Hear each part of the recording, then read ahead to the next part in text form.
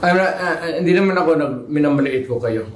Dito kayo sa baba, aside from the lawmakers, do not pretend to know.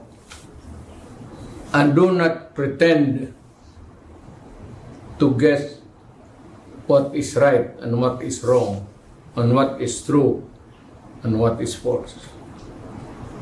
Talagang accurate yan. Refer to the records, and if you cannot get it from kung hindi masyado klaro, then you listen to the recorded history doon sa Congress.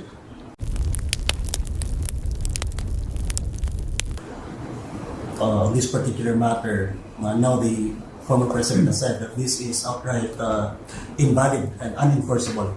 So, what do you think on that? I fully agree with the President. Nagsalita na si Pangulong Duterte na illegal yung 2025 budget. At tama yung sinabi ni Congressman Sid na ito ay napirmahan originally December 11 and the President was supposed to sign it December 20. Pero natulak ito ng December 30 at sinasabi nga nila na pag-aaralan daw dahil sinasabi ng Malacanang na ang Administrasyong Marcos ay been very prudent in programming and budgeting. But with this revelation now of Congressman Sid na pumirma ang Bicameral Conference Committee ng blankong final committee report, ito'y magpapasinungaling doon sa sinasabi na nagsagawa ng isang complete staff work at nagsagawa ng due diligence ang tanggapan ng Pangulo. Ang i-challenge ko lang siguro, Kong Sid, baka naman kasi sabihin ng mga miyembro ng BICAM Committee, yung blankong yan, meron kaming agreement dyan na i-fill upan na lang ng kanilang technical working group or secretariat. Pwede po ba yun? Hindi yan pwede because and I think it's in the BICAM report also that they made an omnibus motion to allow the technical staff to make correction in cases of typographical, grammatical, or nasa omnibus motion, printing errors. So they are allowed to make necessary adjustments. So those are material and substantial items, yung blank items, may figures na malalaki, hindi pwede yun. That can never be classified as typographical or grammatical or printing error. Alam mo, yung nakikinig, baka hindi nyo alam yan, yung typographical, grammar or anything, that has nothing to do with what the intent of the law or Congress wants. No, you put anything there that is not the reflection of what Congress has passed or what is really the correct amount doon sa mga budget, i-jumble-jumble ninyo, that is falsification of law. Perjury yan or whatever, perjury, forgery, and it can only amount to one thing. Alam mo ano?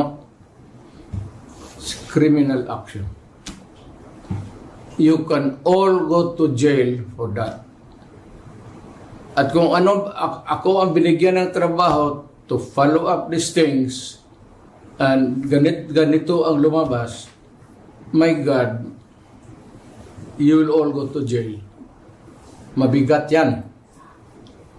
Public document na yan. So if it's different from what was really intended by Congress or was not really true an accurate copy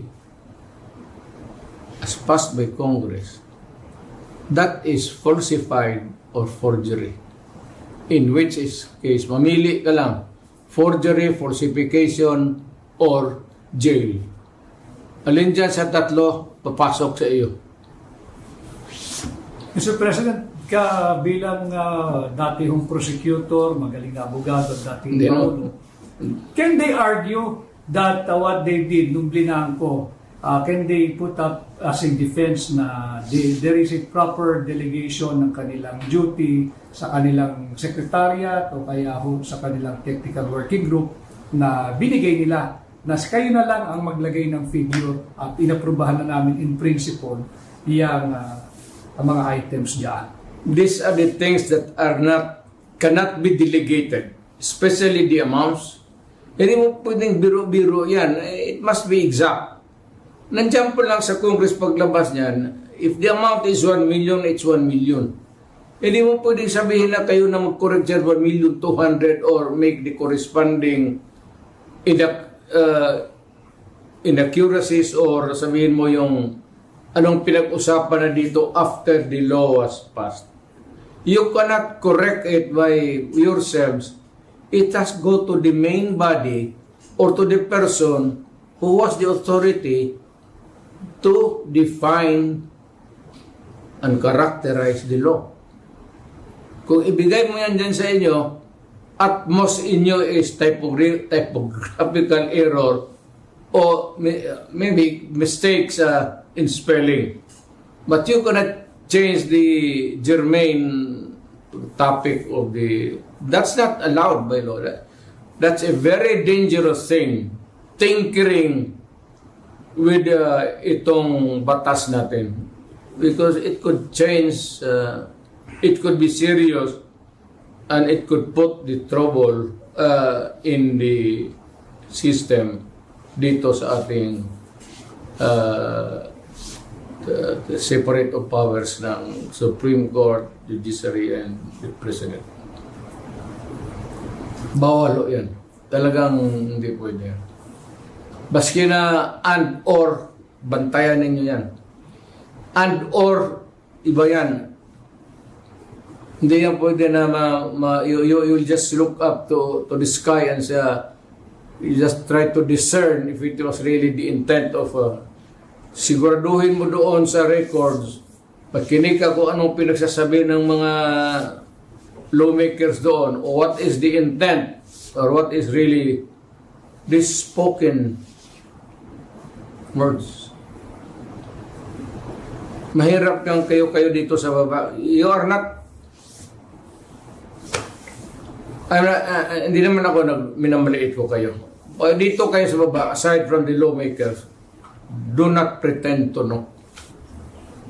And do not pretend to guess what is right and what is wrong, and what is true and what is false. Talagang accurate yan. Refer to the records, and if you cannot get it from kung hindi masyado klaro, then you listen to the recorded history doon sa Congress. Marami namang stenographic notes dyan eh. Hindi lamang isang tao dyan. May stenographic notes ang Senate, the individual